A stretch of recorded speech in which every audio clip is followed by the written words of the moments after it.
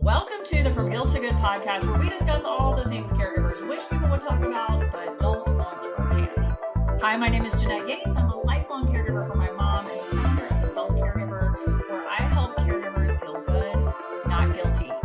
And I am so excited for this week's episode of the podcast because I have invited Jeff Rossi, who I met on TikTok, like many of the guests we are seeing this season. But he hails from the great state of New Jersey, is a certified financial planner and a caregiver for his two 88-year-old parents. He's married, he has two grandchildren, and is an avid, frustrated golfer. So, Jeff, my first question for you today, first of all, welcome. Thank you. Hey, good to be here. Yeah, but my first question for you today is there such thing as a non-frustrated golfer? Because I feel like if you golf, it's an automatic frustration. Yeah. I mean, there's no such thing. Even the people that are, scratch golfers, Right. there's always frustrations there. But hopefully, the 4 hours that you spend, or the 6 hours that we tell our significant others Right. that are out there, gives you some solstice, right? Yes. And wants you to keep coming back. Yes. Yeah. So the men in our family are all avid and frustrated golfers. My husband and older son work diligently at becoming better. So I love hearing their stories. But when I read that, I was like, I'm pretty sure that everybody I've ever known that's played golf, and usually even everybody I've ever known that is playing professionally, they're also frustrated. But you're right. We do it. We love it. It's worth it. And so I'm glad that you have that in your life, because we talk a lot here on the podcast about making sure that you maintain some life outside of caregiving. So I'm glad that you continue to do that. And so let's get started. I always start off by asking my guest to share with us your caregiving journey. So what's your caregiving situation? Tell us about it. Yeah. And just one quick alteration to your intro. Not two grandchildren, two children. If I have two grandchildren, then they haven't told me about them yet. I'm sorry, my southern draw, I may have said grandchildren. I meant to say grown children, but sometimes my southern draw makes it weird. So yeah, sorry fam, if you're listening. I did not mean to saddle y'all with that. I only translate New Jersey, so yeah, if it's a southern thing, then I'm not. So my journey it's really hard to pinpoint when it started.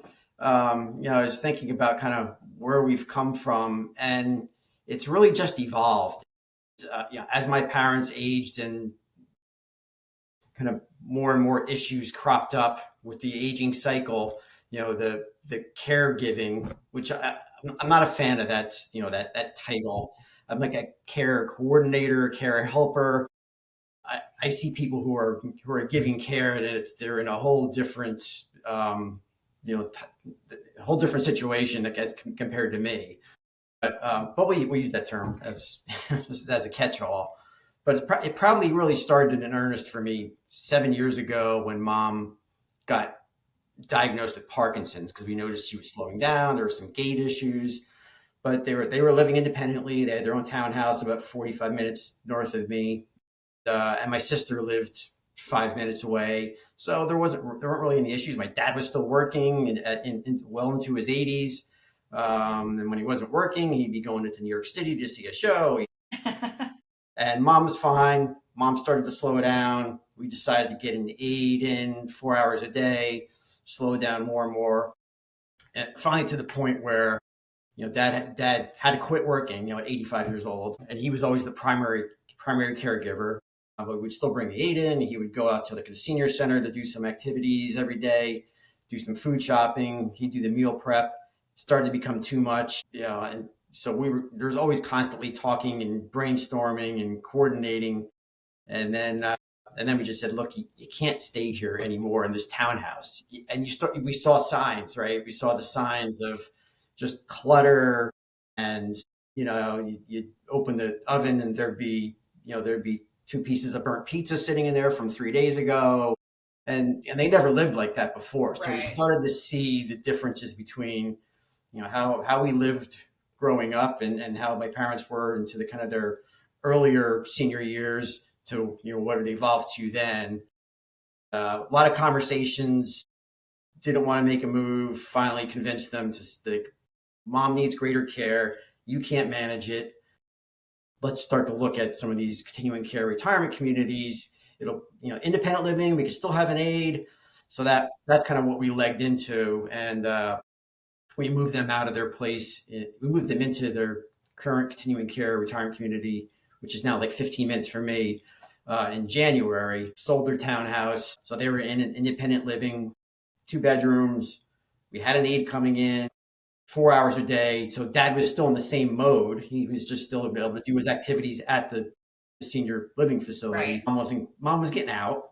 Dad would wheel her around. They'd go grab something to eat together, or the aide would help. Doctor's appointments are right at the facility. But then in June, mom started to have some falls, broke her hip, and it just snowballed up to the point where we are now, where she's on hospice. So it's, the last 8, 9 months have just been if you're talking, like a stock market analogy, it was kind of like this before. Now it's just like, Yeah. actually, it's probably like, this. So. Right. Well, I think that is a very familiar, we all have our unique stories, but they're very familiar where you're not thinking you're doing anything but just being a adult child. You're just doing the thing, and then the next thing you know, you're neck deep in all of it. And you bring up a good point, which I look at it differently. You said, you're not a caregiver, you're a care coordinator. It's a blanket term. I look at it as like, yes, you are a caregiver, but that doesn't mean that you have to do everything, right? So, what we do as caregivers for our loved one is sometimes we are boots on the ground, Yep. latex gloves on, doing it. And then and then there's times where we bring in help. And then to your point, you're helping your dad care for your mom, there's that kind of stuff too. But it's all in this, I think it is right to say is this umbrella term. But always want to encourage people that when you're thinking about taking care of your loved one, don't feel like that you have to do it all in order to be a good caregiver. That, getting your loved one what they need, that's caregiving. Yep. And yeah. Yeah, 100%. I mean, this is wherever I go, like, this is my care book. Yes. And so because my dad's, my also, the other layer is my dad's got dementia. So, his short-term memory is just shot. So I make notes around everything just so I can, whether it's doctor's appointments or what a social worker said or what we agreed to, or, he's constantly changing passwords on stuff, and, I have to help manage his technology, right? So it's all in the book. Yeah. It's so that's for sure a form of caregiving. One size doesn't fit all, and it's not linear, right? I'm constantly pivoted to really hands on. When mom was in, she was in assisted living for a stint, but while they were still up in their townhouse, because one of her bone breaks over the last few years, and it's, you have to help with hygiene, you have to help Right. with bathrooming, and as a 50-something-year-old son, I never thought I'd have to do that Yeah. with my mother, but you do Right. what you got to do. To now where it's, we're paying for those services, but you need to be an advocate. You need to be, you just need to support in other ways. You certainly still need to keep good notes, because my mom's on a hospice now, and it's still a journey. Every day is a little bit, there's something new popping up. So, I think just you got to do what you got to do. And I'm thankful. Like, my dad is still able, even with dementia, to support mom, and then my sister. It's a good tag team effort. So I know not everybody has that, and Right. it's so I feel for people who are individuals who just have to put their life on hold to Right. help elderly family. Well, you brought up a good point, and we'll kind of dive a little bit more into this. You talked about how there's not a one size fits all, and of course, there's a shift. Like, you pivot constantly. What's needed at in January is not the same as what's needed in 6 months later or whatever. One of the things that you talk about is everyone's circumstances, their values, beliefs, like all of this plays into caring for your loved one. Can you talk a little bit about how you balance what is needed for your loved one, what's needed for you, and how we balance all of those circumstances, values, and then the needs that we have and our loved one has? Yeah, balance is, it's a I would categorize it as like a green word, Yeah. meaning it's green because it means when you say the word green, it could mean a lot of different things to a lot of different people. When I look at balance for me, on some level, it may look selfish, because you started off intro talking about how much I golf. I do, but that's part of my routine. We have the same group of people. We try and play every Saturday, Sunday, crack of dawn. I kind of depend on that because I still work full time. My wife works full time, so we try and manage our hobbies. We try and travel when we can, there's a different layer now because I know I have people that are in need of care that are to some extent dependent on myself and my sister. And the other wrinkle is my wife's mother is in assisted living in that same facility. She doesn't drive, so we're constantly pivoting back. There's a well-worn path on the way to the senior living facility that everybody's at right now. So yeah, just balance is you know. It, and for me, it's also work too. So I don't have retirement. I don't have a retirement date set. If I hit six good numbers, that could potentially happen sooner. So between work and trying to maintain some sanity with a hobby, and then making sure that on top of what's going on with my parents, it feels like there's a lot of balls in the air. And I'll caveat it again saying I as a caregiver, I have it good, right? There are some Right. people that unequivocally have had no options. They had to put their lives on hold to manage somebody full time. I'm in this TikTok community where you see it all the time, and it's mostly women too. I mean, there's a Yes. few of us, but it's mostly females who wind up with that caregiver title, and it's not just sacrificing their life. It's sometimes they wind up sacrificing their health. So, but to them that may be like, this is what I got to do, and this is my balance. Yeah. So it's just not one size does not fit all. I think it's interesting too that you bring up balance because I'm a former fitness instructor and I, you know, taught exercises that help with balance. And one of the things that we talked about all the time is if you're standing still on one foot and you're not challenged in any way, you're not really improving your balance. You have to have that, the tree has to blow in the wind in order. And so, balance doesn't look like nothing is ever wrong. Balance to me, is more about the resilience. So, Mhm. like when things will go crazy on one side and then can we get back to the center? Can we get back? And so that's really important. And then another thing that strikes me too, like you say, like everybody's circumstance is different. Some of us have, I kind of had a mixture of all of I'm doing all the things. We hired in home, and then my mom went to a nursing home. It was all extremely hard. It was all hard. And I think, when we're looking at other people's circumstances and we think they have it worse than me, or maybe somebody's listening today and being like, must be nice, like, oh, Right. Yeah. go to the gym.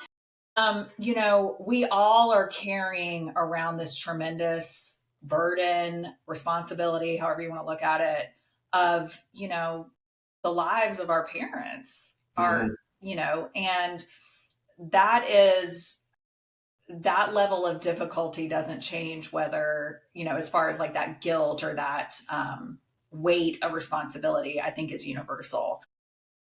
And so I wanted to ask you about that guilt piece because, like you said, you're like, I got it pretty good, all things considered. You got a sibling to get along with. hey, I know a Yeah. lot of people listening are like, woo, like that's must be nice. There's that. You have, you know, you're able to work, you're able to have your hobbies.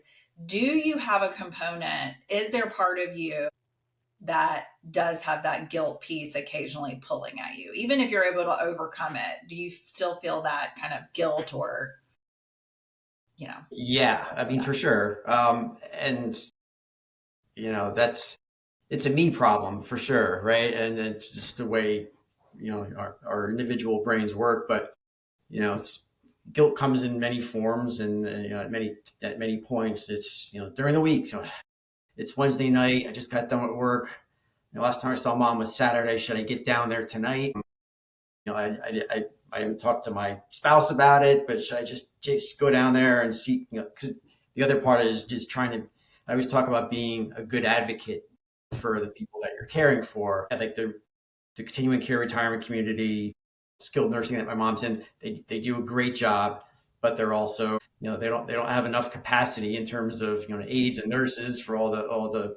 So I like to do pop-ins. I like to just go down there without any purpose and just sit and observe and see if my mom has anything to say. She doesn't say much these days. So there's definitely the being present guilt.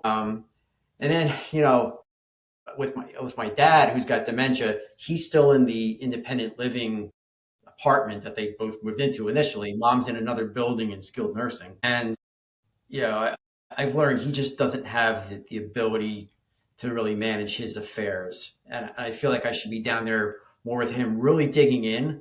But the one thing under the surface for me is just he has these kind of hoarder tendencies. Not horrible. It's not like you see on the TV shows, Right. where somebody can't walk through their living room, but just piles and stuff that's not needed. Like I was over there this weekend, and he used to be a musician, and he used to be in Broadway shows, he's being shows and stuff like that. So he had a little like a Casio piano that sit there, and it was probably from 1989. I don't know what year we got it for him for Christmas or whatever.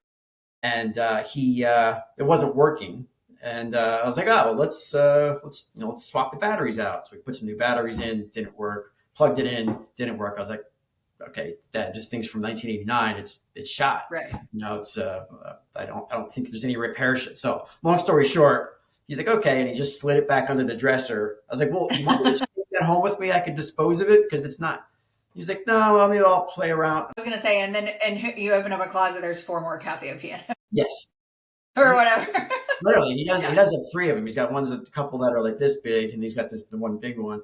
So and multiple lap. He's got two or three laptops, a couple iPads. He has it's so doesn't like to throw stuff away. It's got that has some intrinsic value to him, and but that gives me guilt too, just knowing like how do I help him overcome this stuff, and this isn't one of those things that's ever going to be overcome because it's and I avoid it because it's so frustrating. Yeah.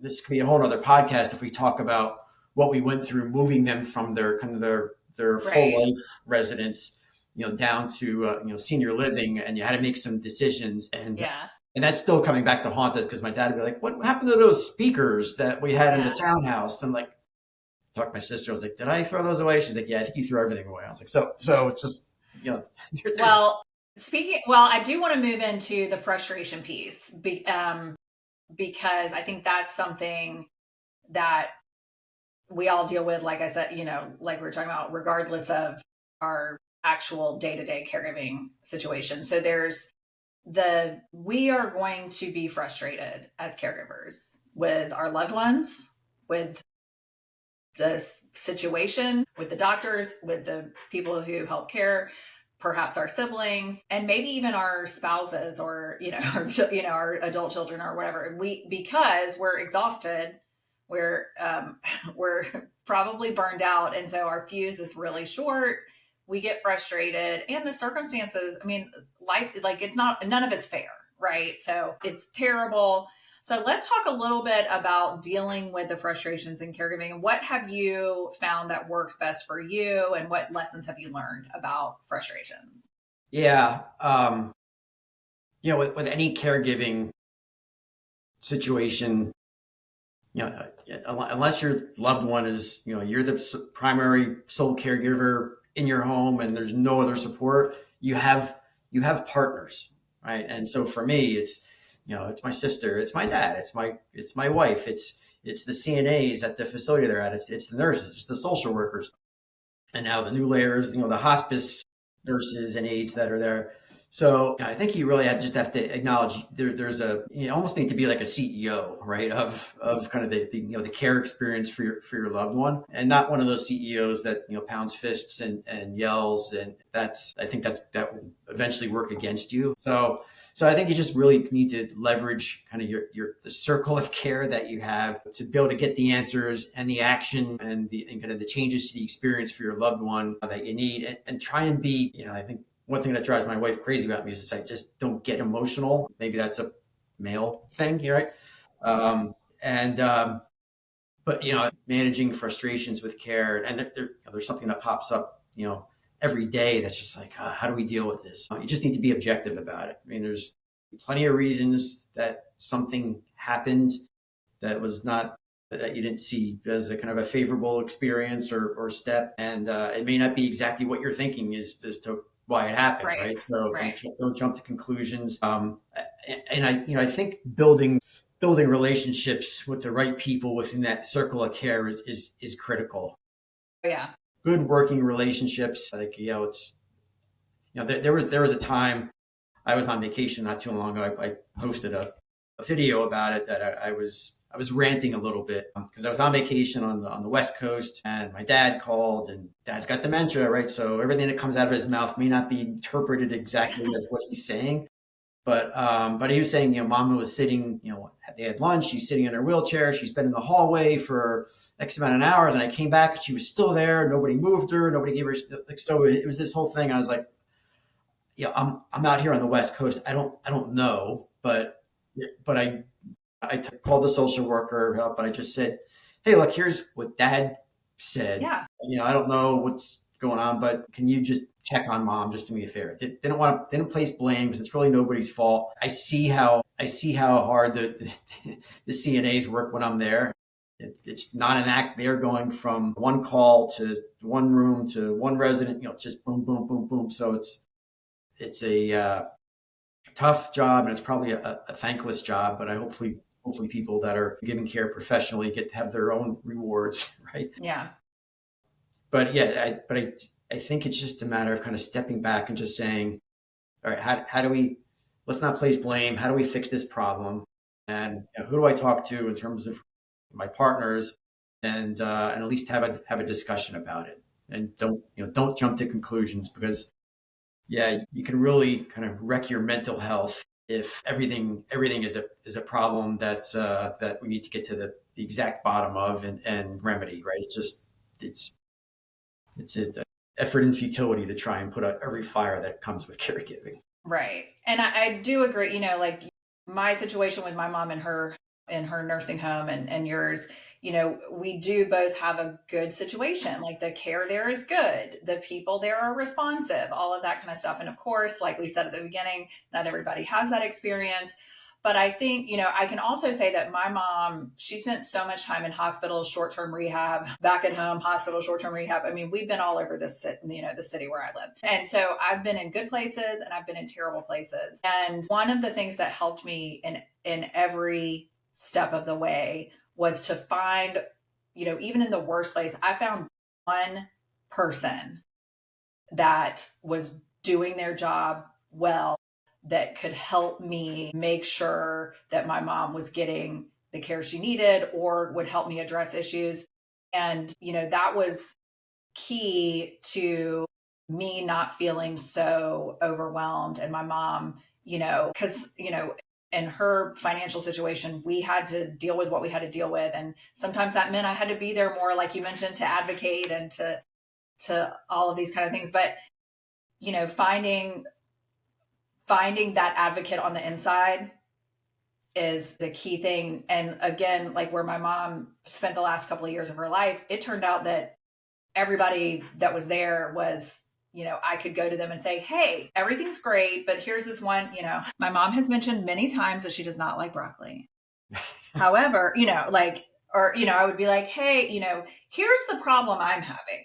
My mama and I are having. Can you help me solve it? So that I wasn't coming in guns blazing, like, this, y'all suck. I need, it's like, hey, we've got an issue here. You know, can we talk about it? And that always, that easing in, even if at the end I was like, this is what you're going to do, like, but that easing in really, really helped me. And so, if you're not in a situation where you feel like the people working with your loved one in a facility are 100%, you know, I get it, but try to find one person. And if you can't find one person, this is a whole other issue, a whole other episode we can have, but there's other ways you can get help for your loved one. And I'll do a whole episode on advocating through the system if need be, because I've had to do that too. But one thing that I kind of skipped over, we've kind of talked a little bit about it, like, and the way I want to phrase it, I phrased it differently when I sent you the notes. So I'm going to phrase it differently. I'm going to throw you off. Hopefully it won't throw you off, but like, Curveball. yeah, curveball. So, and maybe you never thought about being a caregiver before you became a caregiver. I don't know. Like, did you think about caring for your parents before you needed to? That's one question. That's part A. My dad is the youngest of four, so his brothers and sisters are gone. And I saw their journey and the journey my cousins Okay. took, as kind of a precursor. So I knew what was coming in Okay. some form. I didn't know exactly mom was going to get Parkinson's, then start breaking hips, and then shattering femurs, and then getting MRSA, and then winding up on hospice. I didn't foresee that side of it, but I knew something was coming at some point in my life. So part B is, what did you like, what myth or what was a misconception that you had about caregiving that you would like to dispel for other people or bust this myth? What is something that you were like, this is not at all the way? Yeah, that's a good question. It's nothing that you study. If you're a business major in college, you don't try and figure out what's going to happen when you're in the caregiver mode. Nobody really prepares you.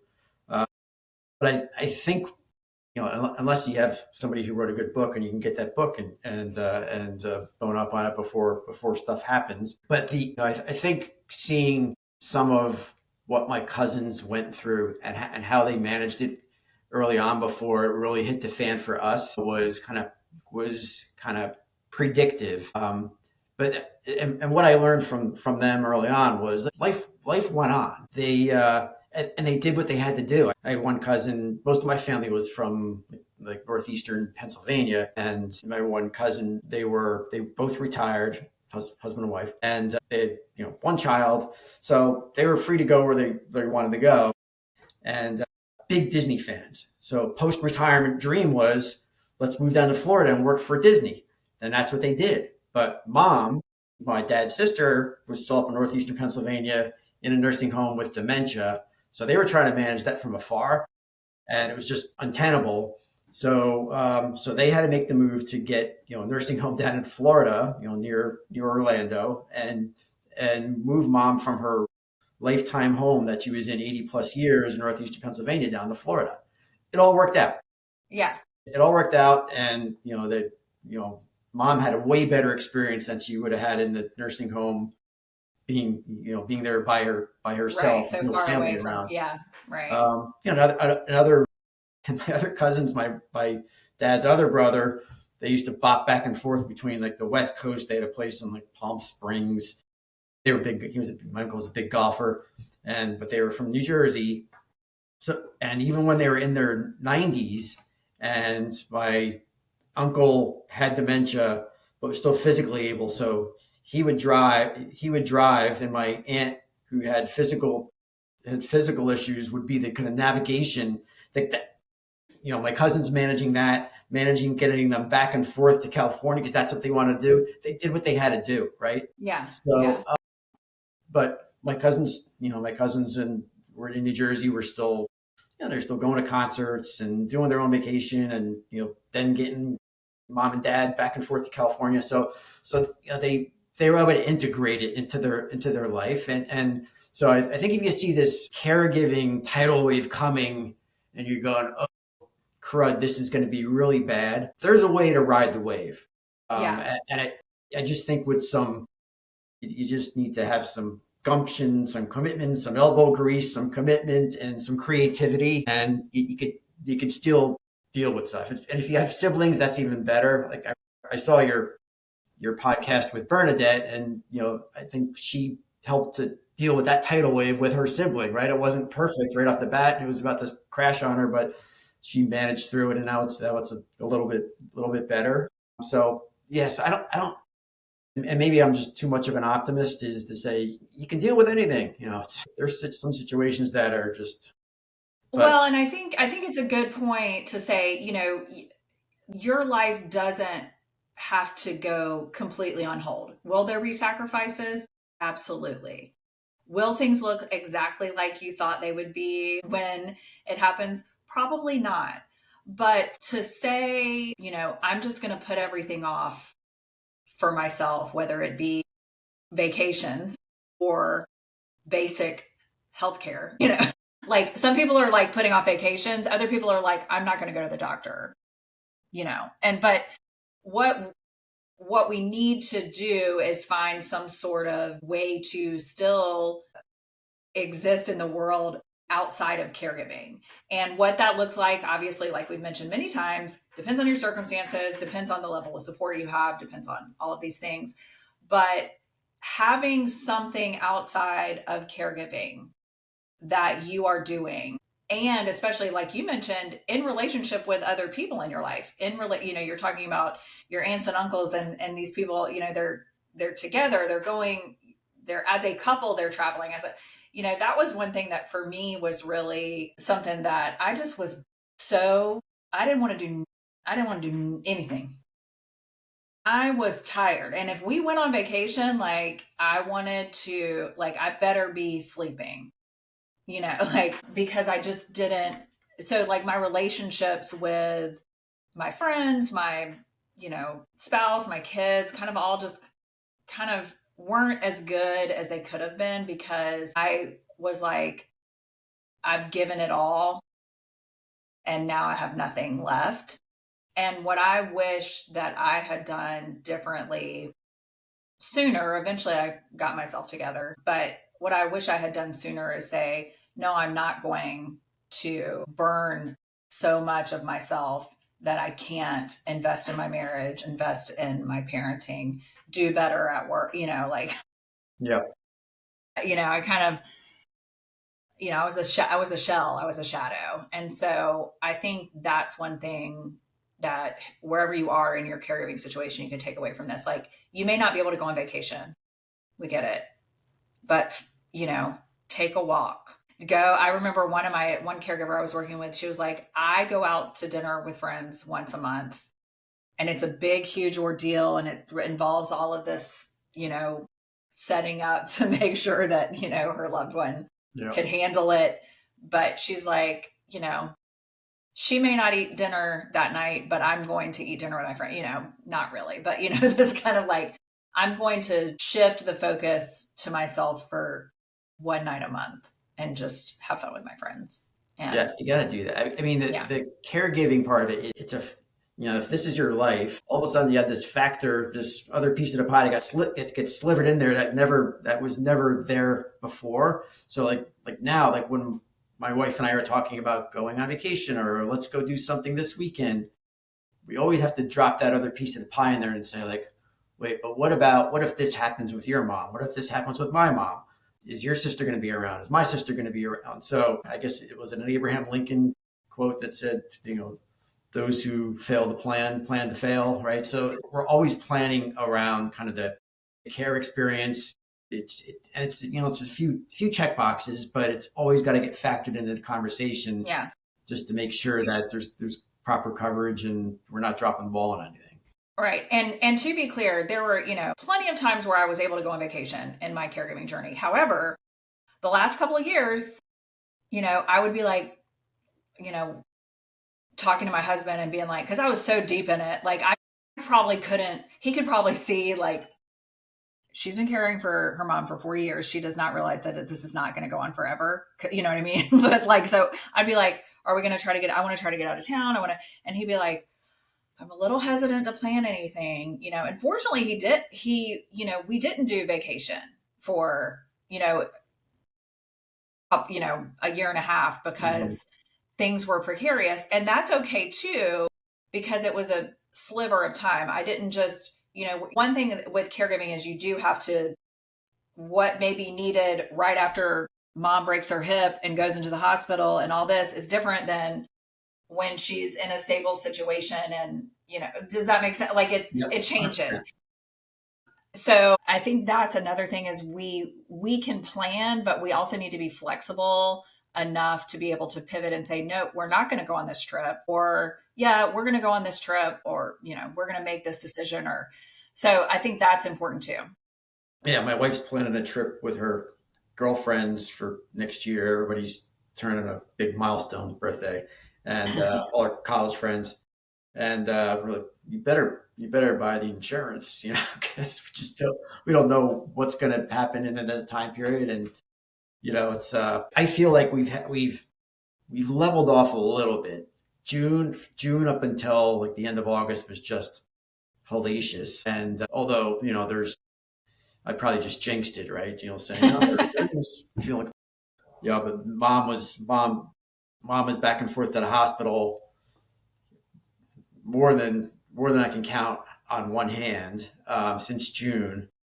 In rehab, then Medicare would drop her, then we have to do private pay.